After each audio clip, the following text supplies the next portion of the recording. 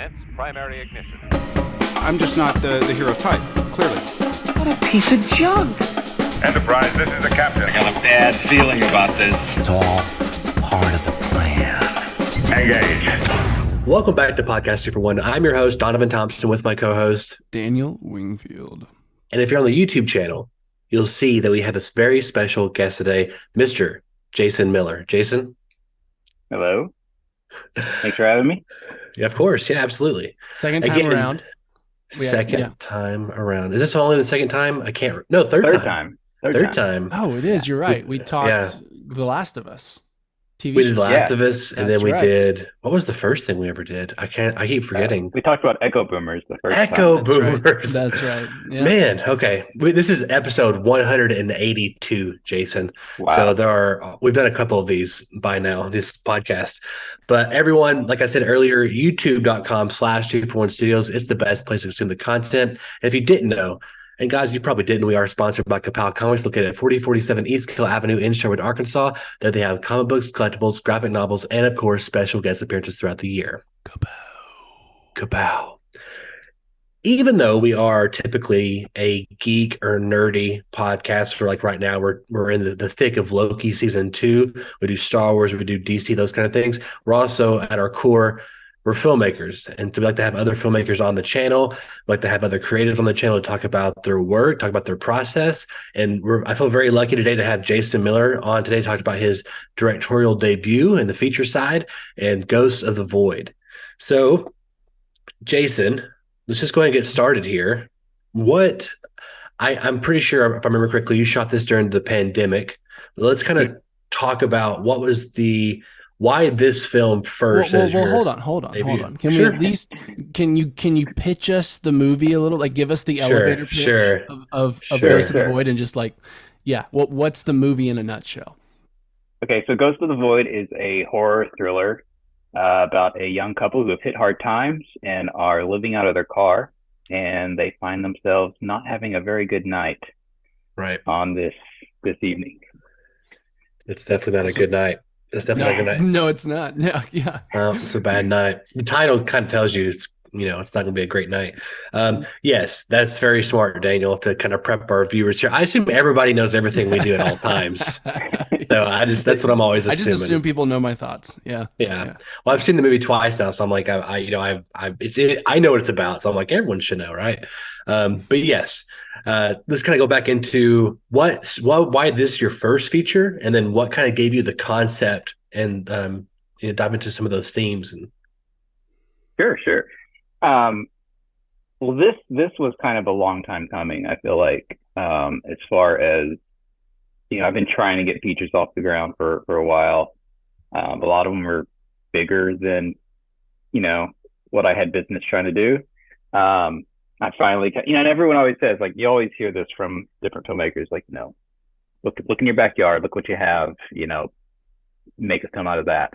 And I finally sort of wised up and said, okay, fine. I will write that script. I will write that single location, 2-character script and see how that goes. And so that's why that's really the main reason this is my first feature, was because I needed something that could be a first feature. The concept, though, kind of just came. I was just sitting in my car after work one day and thought, what do I have? What do I have around me that I could use for a movie? And I thought, well, car. Why don't I just make a movie that takes place in a parked car?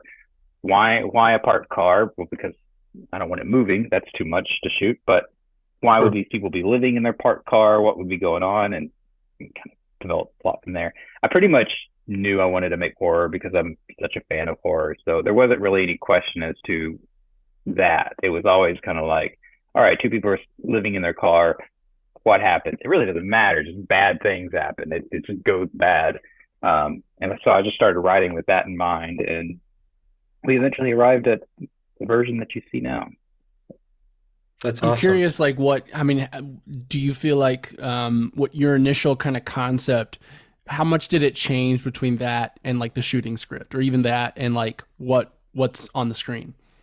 Oh, it changed quite a bit. I mean, well, the first draft I ever wrote, I've told a few people this, but the first draft I ever wrote was actually completely different It was a very surrealist kind of story. It was very much.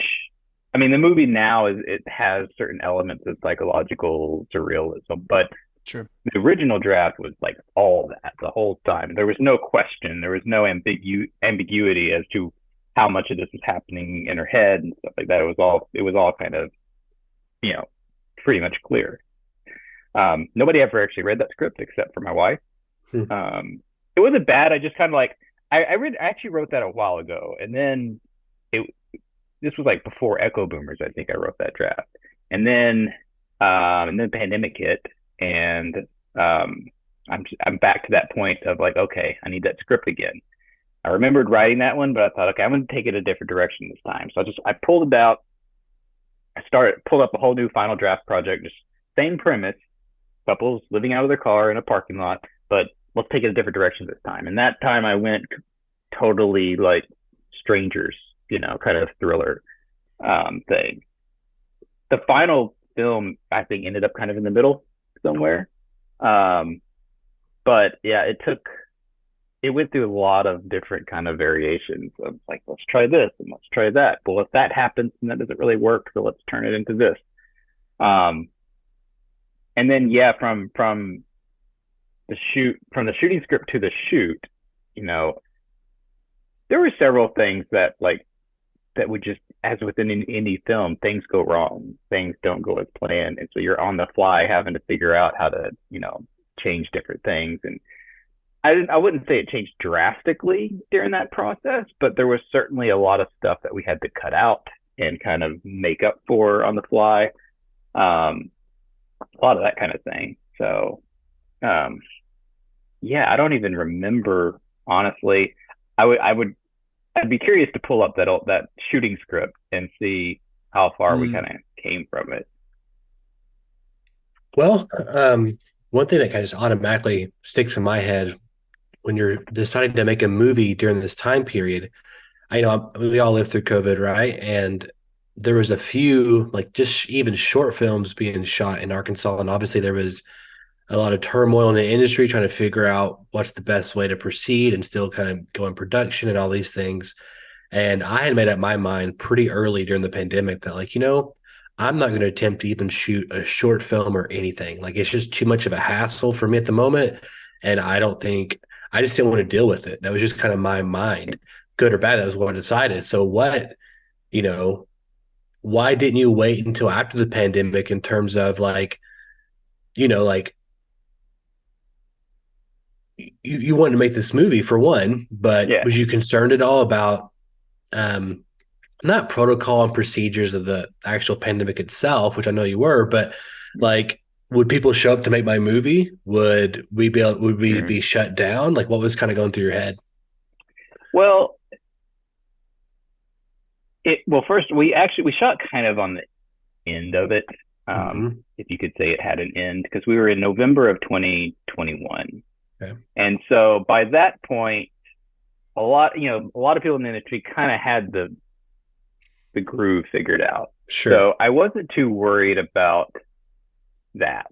I was worried about actually getting shut down. I was worried that somebody would show up with COVID and the whole thing would shut down and we would never recover. No issues with that? No one caught COVID on set or anything? No. That's great. No, we not to my knowledge anyway. Maybe they did. They didn't tell you. Yeah. Right. Well, just looking at your cast list, you have 2 main principal actors, and you have 6 basically smaller supporting roles, whether it be a couple of guys in a mask or whatever. And so you kept it pretty small, pretty tight. Yeah. Was it a pretty stripped down crew? I was going to Sorry. Say what? Was it a pretty stripped down crew as well? Relatively speaking, yeah. I mean, for our budget, it was pretty average, I think. So sure. Maybe, gosh, I don't even know. I wouldn't even want to give a ballpark. It was under 20, Sure. Maybe 15, something like that. Wow. Yeah, I mean, one of the things I noticed about the film is it has all these social and even somewhat political undertones, right? We're talking about class. We're talking about, I related a lot to it just for our generation, basically being in some ways handed a raw deal in terms of finances and education and those kind of things, which kind of echoes, no pun intended, some of the themes we saw in Echo Boomers. Yeah. So what kind of made you want to lean into that? I mean, you know, it's obviously it's pertinent to us, but just you kind of keep hitting that kind of theme, it seems like in some of your movies. Yeah. As far as hitting it twice, I don't know. Because Echo was Seth's movie, and I was Right. kind of writing it with him, so he brought that to me Okay. with that and the concept started with, what if these guys were breaking into houses for fun and just kind of get back at people. And I think, we kind of came together and realized, like, well, if you're going to do that, then it should kind of touch on themes of like angry millennials and that situation. And this movie was kind of the same way. Like I knew in that when I came up with the idea of two people living in their car, it's like, okay, well, obviously, if you're going to make a movie about two people who've been evicted, you can't not address the elephant in the room. You can't not make it about that struggle. I pulled from my own experience, like you said. I relate to this. I've never lived out of my car. It's never gotten that bad for me. But I definitely am familiar with that anxiety. That anxiety of how am I going to pay my bills? How am I going to get, the next step? And in a lot of ways, this movie was me sort of like extrapolating and like, taking that anxiety to the next level and, my thought experiment of what would happen if it got this bad for me. What would I do? Where would I go? What would my worst self do in this situation, essentially? So yeah, I mean, it just kind of it comes out of the premise first. I always start with the premise, with the story. Some people might see my work and not think that, because I do tend to get pretty thematic, but really the themes are usually born from the premise. It usually comes out of like, well, this is the story. This is what the story is about. Yeah, it has to kind of go here. So. Well, the genre of this kind of horror film also lends itself to the budget, right? It's not like a giant slasher movie where we have lots of prosthetics and blood and those kind of things. And so I kind of almost feel like when you do a movie that's more thriller, more psychological, a little slower pace, but also kind of setting those tension moments up and building up those moments, it kind of lends itself to kind of go more social and more political, and because you have time to breathe through your characters, kind of thing. Oh, for sure. And that was a big deal for me too, because as I said, there was a lot of stuff on set that got kind of, nixed because would you elaborate? Would you give us an example? Well, yeah. So, I mean, the whole shoot was hindered greatly by the fact that we were shooting at night in November in Chicago. It's cold. So everything just moved slower. The lighting setup had to be kind of built up from the ground up every night in the dark. Our location actually was a school, and that school had kids on campus until like 5:30 or 6. So we could not arrive there until 6:30 because we could not be on campus when the kids were there. So 6:30 in November in Chicago, it's dark already. And so from the moment we get to set, that crew is having to build this lighting setup, and it's pitch black. There is no street light or anything there. That's built from the ground up. And, there's a condor that has to be raised and positioned every night and like all this stuff. So anyway, point is, and we're shooting 10-hour days. We chose to do 10-hour days, and I think that was a good call. Just given the misery of the shoot, I would not want to push it farther than that. How many days but it did also shoot? kind of. It's funny that 10 hours is considered 1920. 1920.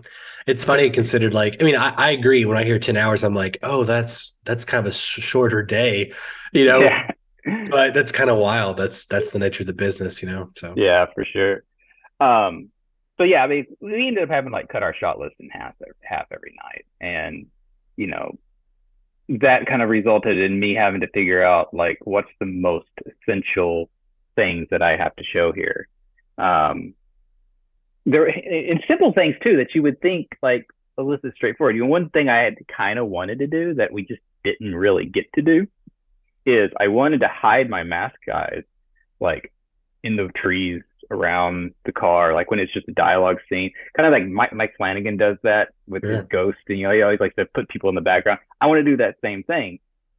Sounds simple, but we didn't have our actors were all like, they're day players who were playing the mask. So like we couldn't bring them in to, for just to stand there in the background. So it's like, well, why don't you throw the mask on one of the PAs or something? Well, they're working. We have a skeleton crew. Everybody's running around.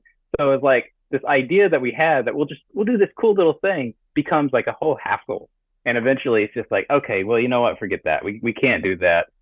And so a lot of like, and there's different things like that too, that just kind of start eating away at the atmosphere that, I intended to build. And so I start thinking on the set, okay, well, what do I have? What's working? Well, the one thing that I know for sure is working is my actors. I think Tedra and Michael are doing a fantastic job. They get these characters. They're really leaning into like the nuances of this toxic relationship. Go with that. Just focus on making sure that's there. And so I guess to your question, Bruce, what was your question again? I don't even remember. My original question was just an example of what changed on. That Donovan asked a question that started me talking about that inspired that. I think it was something to the effect of like of how this genre, like the slow burn thing, lends itself to. That's my question. Yes. Yes. And so that's kind of like what I'm saying is like you get on set, certain things that work, and you lean into the parts that do, and the parts that do is generally going to be your actors, your performers, the character story and stuff like that. Making sure that works. Over everything else. I was curious about that because I agree. I thought their chemistry was wonderful. What do you feel like, as the director, did you have to do much to get that out of them? Or do you feel like, did y'all do a lot of rehearsals before set? Like kind of what was the process of getting that on screen? We did about a half day of rehearsals. And then we would rehearse a lot of scenes before the shoot. Like when the crew was setting up, we would go rehearse. But we didn't do that with every scene, and eventually they kind of fell into a groove, and we felt like we didn't need to do it as much. But I didn't really have to do a lot. I mean, they were professional. They really brought a lot to it. I think I was so nervous going into it that I just prepared as much as I possibly could. Anybody who's kind of gone to film school was probably familiar with Judith Weston's book, Directing Actors. I'm rereading that, like, the day before I'm supposed to rehearse with my actors. I'm like flipping through it, and just like I felt like I'd suddenly forgot how to direct, and I had to learn it all in the last moment. And I think that maybe lent to me being maybe over prepared to the point that like once I was in the room with them, it was like, oh wait, this is happening. This is working. I can do this,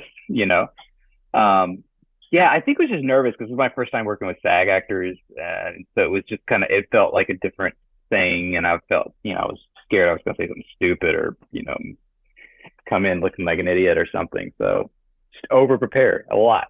No, I don't think it's a bad word at all. Over prepared. I mean, that's for a film anyway. That's what you always want.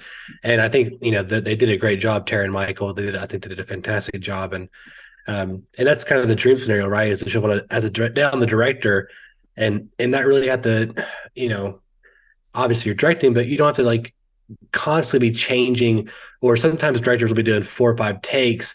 And it's really because it's not that you don't know how to direct or whatever. Sometimes it's just that the chemistry is not there. These people are not right for the role. You only had certain, you had Jane and Bob, lived a couple miles away, and like, hey, can you be this part? And it's there's no small part sort of thing. But one thing I want to go back to I watched it at the Fort Smith Film Festival. Was the first time I watched it, and this stuck with me tremendously, and it's even stuck with me more since you talked about how you guys were kind of cutting things in terms of like, okay, what do I have to work with?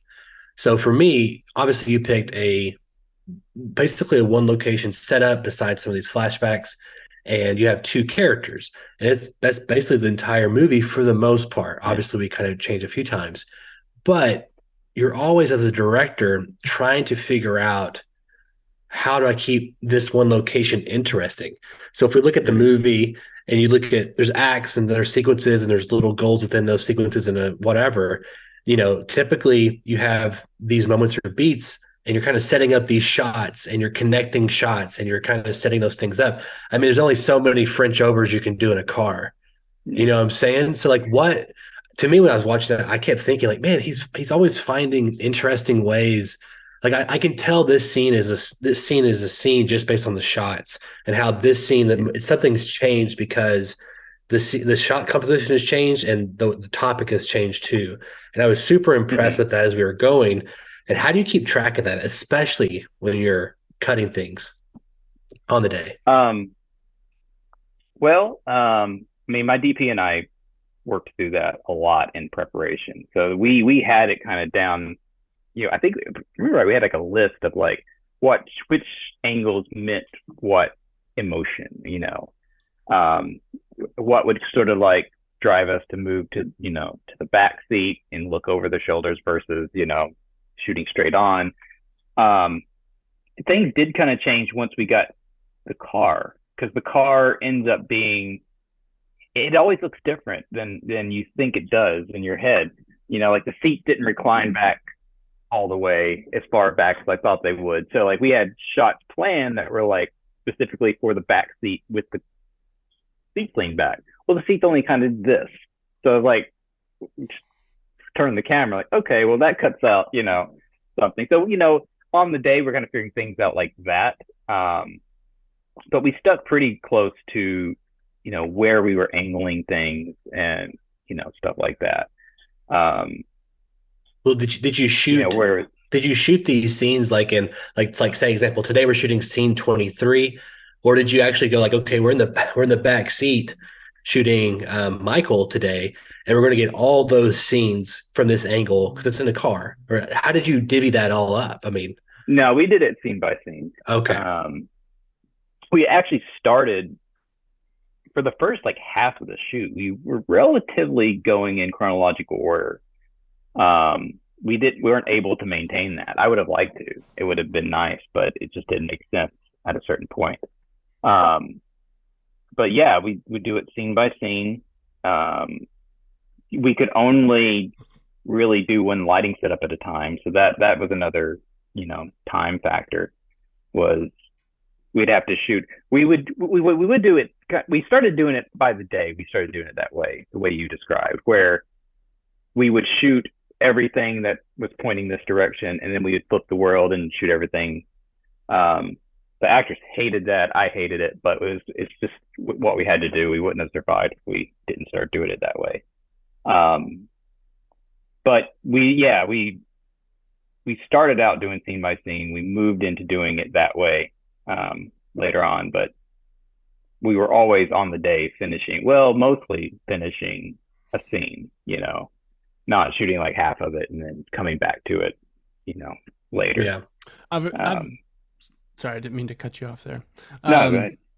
I'm curious, you talked about how this movie changed a lot between this first script to what even the shooting script, and kind of what you got was in between that, kind of between surreal and a bit more, I guess, just, straight, normal world. Do you, in terms of like, once you got done shooting and you're working with the post house now, was some of this found in the edit and then supported? Because I've also had movies where I have gotten a lot less shots than I had planned on, and so sometimes that makes just some creative, well, this scene was this, but now it's going to be this now because I only have these shots, and it still works this way even though it's not exactly what I planned. Was there any kind of that? And like, did y'all get pickups to kind of support any of that? Like, what was that kind of process in the post? Yeah, a little bit. We did not get pickups. I left that set convinced that we would absolutely have to get pickups. So we were not done with the movie at all. But we never went back. We did resort to using stock footage in one shot, Okay. but that's it. Well, two actually. Is it the opening shot? No, those were ours. The fireworks, and there's a scene where she's looking at the dashboard, and it goes to E. So is the That fireworks was a stock shot. composited behind the trees? It was like a Yeah, shot of the yeah. trees, and it looked good. Couldn't tell. Yeah, Yeah, they did a good okay. job. Ryan did good. But yeah, there was some stuff that I think was kind of found in the edit. The structure of Act 3 was kind of found in the edit. I mentioned before how like I had this original idea of hiding them kind of in the trees and in the background and stuff like that. In lieu of doing that, we came up with the flashes, the subliminal flashes that start happening kind of in the middle of Act 2. That, which to me, I thought helped the psychological angle of it. Yep. So that kind of like supported, the ambiguity of that aspect. If we hadn't come up with that, I don't know. I don't know if it would work, at all. So yeah, and not a good editor who kind of knew his way around that stuff. So I was going to ask when it comes to like, the twist at the end of the movie here, and for all who's listening or watching, I would recommend you, if you talk about some spoilers here, so if you haven't watched the movie, go watch the movie and come back and finish the podcast, or if you've already seen it, it's a great time to keep listening. But for that kind of twist and those kind of things, setting those kind of things up, what's the fear, the balance of like giving the audience too much before you kind of do some reveals there at the end? Yeah, that was kind of the thing that was always kind of back and forth with, me and the producers and everybody involved, just trying to figure out where that balance was. I got to a point in the edit where I didn't really care so much if the audience kind of figured out that, these mask guys weren't always real. I wanted that because I didn't want the twist to just pile up, at the end, just like, this is happening and then that's happening and you didn't know this either. Like I wanted the emotional gut punch in the ending to resonate above all else. And so it was like, look, let's just go ahead and like do the subliminal thing. Let's just pretty much tell the audience that she's making this part up, and really let that just kind of speak for itself. But then, yeah, and then it was like, I think one of the biggest challenge was for me, and one of the fears that I had was, this ending where she lets them die. Have I done enough to justify that? Because a lot of stuff we lost were flashback scenes where we saw a lot more of his abusive behavior and stuff like that, stuff that we had to cut. And so in the edit room, it's just like we had a couple of shots of him passed out at this desk. And it's like, okay, that's the best we got. Just keep cutting back to that to imply that it's a problem, and even after the movie was cut, I felt like, oh God, I hope this works. I hope people buy it. And the reception that I've gotten so far has been positive. I've found, in some of the reviews I read, people seem to respond to that aspect of it. They really don't like this guy. And I had been afraid that I had not made it toxic enough. But yeah, people hate him. So I guess that's a good thing. It's interesting because my interpretation of it was that obviously she did actually like leave him and go back to sleep in the car, but that she was still kind of in this like semi-catatonic, psychosis state, that it wasn't maybe a conscious choice. Yeah. I mean? There was some elements of like she's, these sleeping pills are doing something to her to a degree, and who knows, maybe she has other issues too, kind of thing. And so it's interesting. I mean, it's a very tragic ending, even in the way that the final shot when you pan over to the country club, it's this kind of beautiful stark realities of what people on kind of the fringes of society might go through, and then the people that don't deal with that. But yeah, I really enjoyed the ending. I thought it was very cold in this like realistic way that kind of chilled you a little bit? I don't know. Yeah. Yeah, and that's to your point. Like, yes, exactly. Like, that's one thing that I hope comes across to most people is like, yes, this really the whole final act is kind of her in the car, sort of like contemplating this scenario. You know, and to me, like the most tragic thing is that it was so mundane. There really aren't genuine high stakes in this thing. It comes down to a couple of kids that were just messing with them, and then it becomes this whole thing.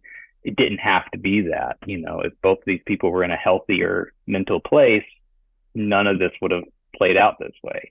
And so, you know, that was the thing that kind of appealed to me. That's the thing that I kind of felt like worked, is that it had to be this sort of tragic thing that didn't have to happen. But yeah, and like, you know, some people have talked about the ending and how depressing it is and stuff like that. And I'm like, look, this is a slow burn movie. If it doesn't end, if it ends on a happy note, then it went nowhere. You know, it didn't. There has to be some point at the end. There has to be an exclamation point at the end of the sentence, because otherwise it's just going to be a pretty boring movie. So yeah, like I tried. I workshopped an ending where she changes her mind at the last minute and gets out and saves him, and it was like, so y'all shot that? This does not. No. I wrote it. Oh, okay. Sorry. Okay. Immediately, like, tossed it. It was like, Gotcha. This doesn't work at all. So yeah, you know, and I really like the idea of ending on that country club, and again, that shot becomes a lot less meaningful if the ending of these characters' story isn't tragic. Oh, yeah. It would almost not make sense. Yeah. 100%. No, I think it's an amazing final shot of the movie. Just how you set it up too, and we have credits rolling. I think I told you after the festival, I think the first thing I said to you was that last shot was great, you know. One thing I want to kind of commend you on too is we're talking about Jen and Tyler and their arcs here. You know, you said people don't like Tyler by the end of the movie. And I, at the beginning, you know, even though they're going through this hard time, I, you know, feel like these two people, and I think they do care about each other, but I think you did a good job of peeling back that layer of that onion and kind of revealing things, and also like him getting into the trunk and how that kind of gives us more exposition about his character and all those kind of things. And I kind of want to talk about the flashbacks real quick. So these flashbacks kind of reminded me of kind of like Nolan flashbacks. And I'm not saying he invented it, I don't know, but they're kind of like quicker shots with like, not all the time, but most of the time they have no sound or no dialogue. And they're kind of like these like, you know, quick picture frame moments, video likewise. So what made you kind of choose that kind of flashback versus, you know, something with more, less flashy and more lived in? It was to capture those moments. The moments were important, and they didn't need elaboration. You know, I just wanted those, as you know, quick shots I could get. I wanted to spend as less time in those flashbacks as I could. I was very selective of how many times we actually have dialogue in a flashback versus can I just show something, get in, get out? Because I did want the movie to be primarily set in the lot, and for the flashbacks to not take up too much of the runtime. And so that was I like the idea of not interrupting the flow of a scene that's happening in real time. You know, so if I have Jen sitting on the swing set at the beginning of the film, you know, I don't want to cut away from that necessarily to like completely set up a whole new scene and show it, but I can show you a flash of something without even cutting the audio from the playground, and they come back to it. You know, it's just a stylized thing that I tend to like. It's unobtrusive but effective, I feel like. I agree. No, I've always liked that kind of style. I've got a question about Tyler for you. As a writer yourself, was there any inserting your own kind of, like, as a writer, you know, that is still trying to find some success, sometimes I have feelings of like, well, I could be spending this time that I'm investing onto like maybe not a sure thing on like, I don't know, being something that's more, bankable. Was there any kind of inserting some of your own anxieties into that character when you were writing him at all? Oh, for sure, for sure. Now I want to be careful about how I, agree with that because not every aspect Are of you this also guy is. abusive and drink? Is that what you're saying? No. Yeah. Yeah, no, there's a lot of that, There's a lot of little things too, like, it was important to me to kind of have this little setup where we see him having been published. He has this short story collection where he got a short story in it and got published. That was important to me because I wanted it to be kind of clear that it wasn't just a pipe dream, that like he had some previous success that early on in his college career that gave him some sense of like, yeah, I can do this. I'm a writer. I know what I'm doing. I can do a novel. Because I do think that that's a big part of being a millennial, the disillusionment, that sense of like, hey, I was doing pretty well for a minute there. I can just keep that up and not actually being prepared for the real world, realities of trying to pursue a career like this. But yeah, a lot of that, anxiety of just like writer's block and the clock ticking away and stuff like that was very much informed. And then the ending, when he gets drunk and deletes it all, like the most horrifying thing I could imagine happening to a writer. So I thought you were going to say like you also expect your wife to leave you outside dying at some point. And, yeah. No. Okay, that's good. That's good. I want to go back to the locations real quick. You said you guys shot outside of a school. Was you guys kind of in the film, the world of the film? It feels like it's a park next to a country club, or like a little side area next to a country club. Was there other ideas within the other versions of the script, like other singular locations that weren't close to wooded areas, or? No, it was always pretty much a park. The very first draft was pretty much took place entirely in the car, and so the outside didn't really play a factor in it. But once I had them getting out of the car in later drafts, then yeah, it was always kind of woods, parking lot. And that was the thing. Like I was very careful in the script not to write anything beyond that, just parking lot, trees. I didn't want to write in any scenes that involved a playground or a pavilion or anything that would just be another thing for us to have to find in a location. But even then, it still became a huge headache trying to find this location. Just a parking lot and woods. That's all I asked for. Our initial thought was, oh well, we'll go to like an Illinois state park and use something there. That got nixed right away when we found out that it was like $50,000, something like that. Not quite that much. It was a lot to shoot with Illinois State Park, and so it's like those red Illinois state signs just became the bane of my existence as I'm driving around all over Chicago, like trying to find something. Like, oh, there's a park. I get close to it, and there's that red sign. It's like, nope, Illinois. We found this through Google Maps. That's what I resorted to after a certain point, was just like scanning the whole city, within I had like certain range that I could get out of. I think we were about 30 minutes out of the city or so in a place called Deerfield. But yeah, it was just like Google Maps, just scanning, seeing like, hey, that looks kind of neat. Let's go see what that actually looks like.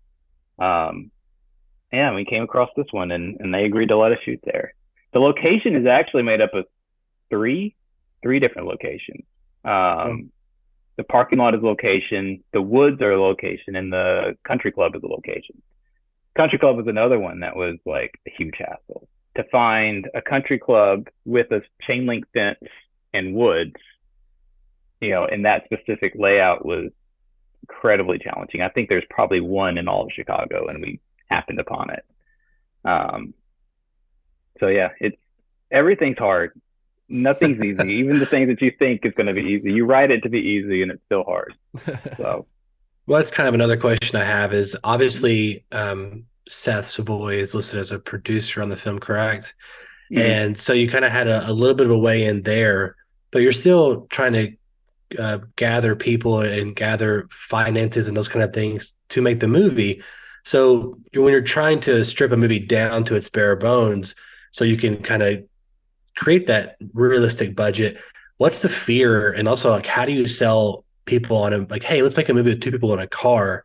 Like, that's, obviously you have a script and some people Mhm. believe in you, but it's kind of a big ask. It's like, hey, Yeah. two people, a car, and it's supposed to maintain audience attention for 2 hours. Mhm. I think the thing that most our primary investor just really liked the themes of it. And so that was a huge plus. He was on board um, pretty early on for that, and he was involved in Echo Boomers, so he kind of trusted Seth, and Seth trusted me. So that kind of worked out. Yeah, as far as like pitching it, I tried to like reference movies that were single locations, and I tried to like indicate like the idea of a single location thriller you know is not an unheard of thing, so this can work. um but yeah, I honestly I think I had the script finished before we ever started pitching it, so I think I just let the script speak for itself. Someone read it and liked it and dug how it worked. What Yeah. what what materials did you have that you had your script obviously, and you had Mhm. Seth and previous success with Echo Boomers, but did you make a lookbook? Did you have what did you have? Yeah, we had a pitch deck that I just compiled as many pictures as I could, and you know, I do different things. I'll do like a pitch deck, which would include like a breakdown of the plot and the premise, and then kind of like themes, and then I'll elaborate on like different kind of stylized choices that I want to make. Then I also make like the lookbook where I just take that and strip out all the text and just that way simpler things you can give out to people. But yeah, I enjoy doing that part. I don't enjoy it beyond that. Um, People ask for too much these days. It's nuts. Did you Gotta have a have lot a of people asking you to change the script for their investment? Like, was there any, or people that wanted input as investors? Yeah, yeah. Well, the main investor was really kind of he listed as a producer. Tony. He was our first investor, but he got a producer credit instead of an executive producer credit because he was really involved in it. Um, they had input. It was him, Seth, and Mike, the other producer, had a lot of input, but they also let me make the movie I wanted to make. Um, there was a lot of kind of back and forth. Again, they were really into the themes. None of them, I think, are horror fans. Um, Certainly not as much as I am. So the thing that they really loved is these themes, and they keep wanting me to like push those out and make those clearer. Um, and that was their favorite part about it. So sometimes I would just be like, I'm tired of talking theme. I want to talk about the horror. I want to talk about the movie and stuff like that. But you find a compromise. You find a place where it works and try things out. And um, ultimately, I think the final cut of the movie is pretty close to what I wanted it to be. I think David Fincher said that most movies you make is going to be like 60% your vision. I'd say about that. That's a good thing. If that's good enough for Fincher, it's got to be good enough for me. So, you know, Fincher's He may be top getting five. into his career where he can just have 100% though by now. I don't know. yeah. Yeah. Just a quick question at the end. If you're comfortable, I'm just curious, what was the budget you guys were working with, or at least a ballpark, just as, people that are considering and in the process of writing scripts that may or may not be feasible in Right. kind of outside of mainstay Hollywood locations.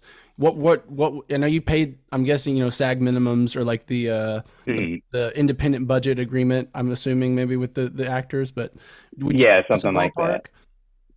ballpark? I honestly don't know. I was not as involved with the numbers, Seth handled all the sort of producing end of it, and he would kind of let me know a little bit of how they were kind of structuring things, but the full ballpark number, I mean, it's also a complicated answer because of the deals that Seth kind of made, because we did a lot of like vendor investment kind of situations where like the post house and the camera, house, we're all kind of like investors in the movie and investing their gear into the project. So like the value of what they brought versus what we paid them varies. So I don't know. I think it's under $500,000 for sure.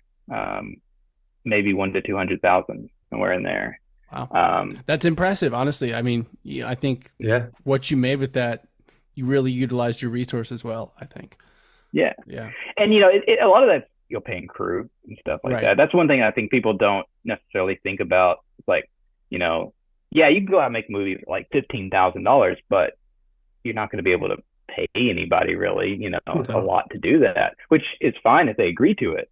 But at a certain point, it's like, you're not going to be getting the best if you have don't to pay. The money's there. Yeah. Yeah. And it's just the right thing to do, Yes. If you have that as an option and you can raise enough to pay your good crew, then you should probably do it. 100%. 100%. Well, where can our listeners and watchers on youtube.com/Studios, where can they find Ghosts of the Void?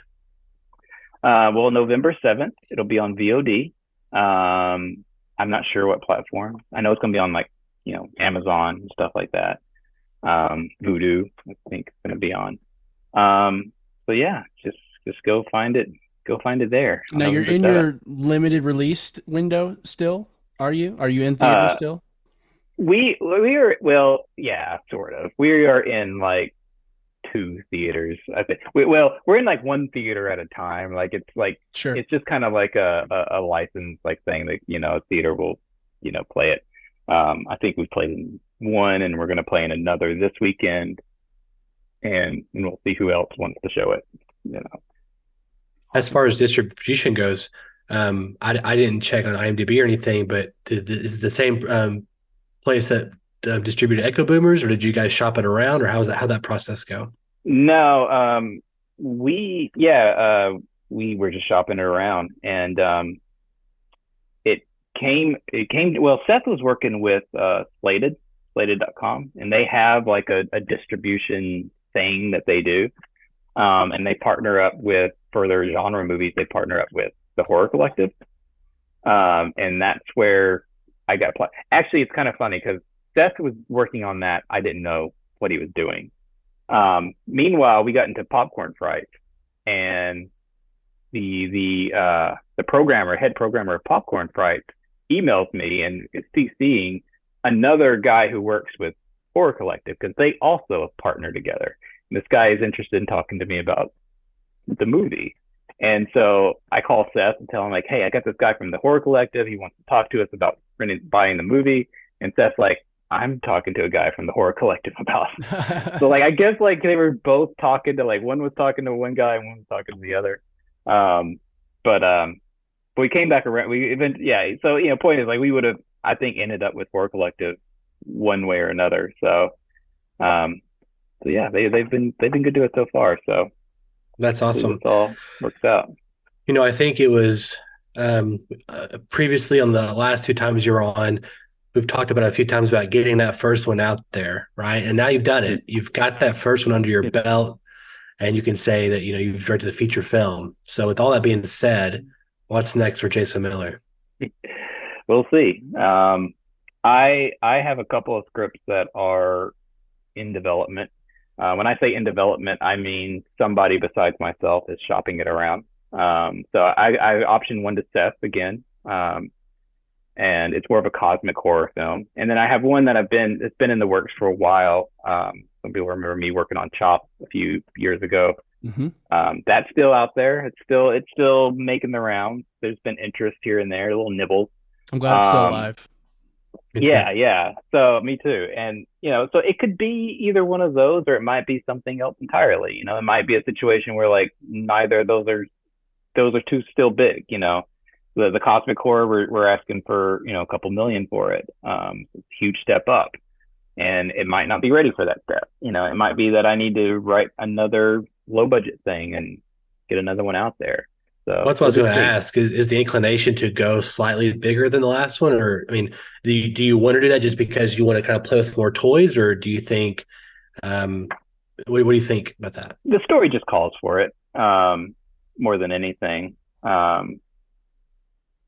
mean, it's the kind of thing like I could make it for really low budget if I did it all DIY, but to do it really good, it just needs a bigger budget, and it just seemed like a natural second film, for that reason, or third film, or fourth film. We'll see, whatever it is.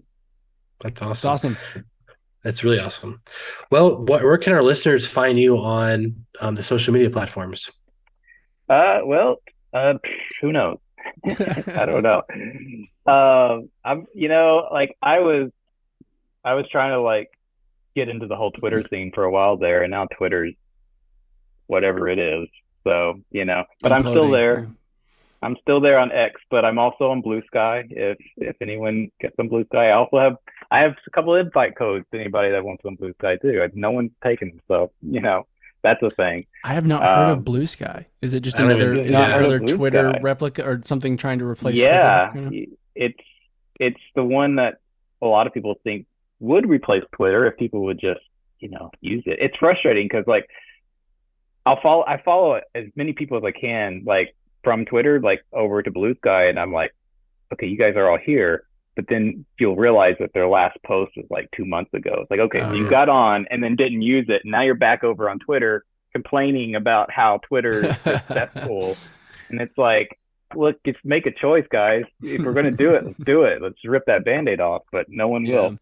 So for now, X and Instagram, those places. I did Threads, but people on Blue Sky, I haven't been back to Threads in months. So maybe, I don't know. We'll make sure that we throw in all those on the description below on the podcast or on the YouTube channel. Well, Jason, I just want to say congratulations, man. I've seen it twice now, and I said this to you, I think after the last screening, I said this to you a few times. You're one of the best filmmakers come out of Arkansas, and I can't wait to see where you go next and what next project you guys make. And hope we get to have you on to talk about that one too. Yeah, for sure. Yeah, thanks for coming on. It's been a pleasure every time you've joined us. So we're looking. I love coming on. More. It's fun. Awesome. Yeah. Well, my name is Donovan Thompson. I'm Daniel Wingfield. I'm Jason Miller. And we have spoken.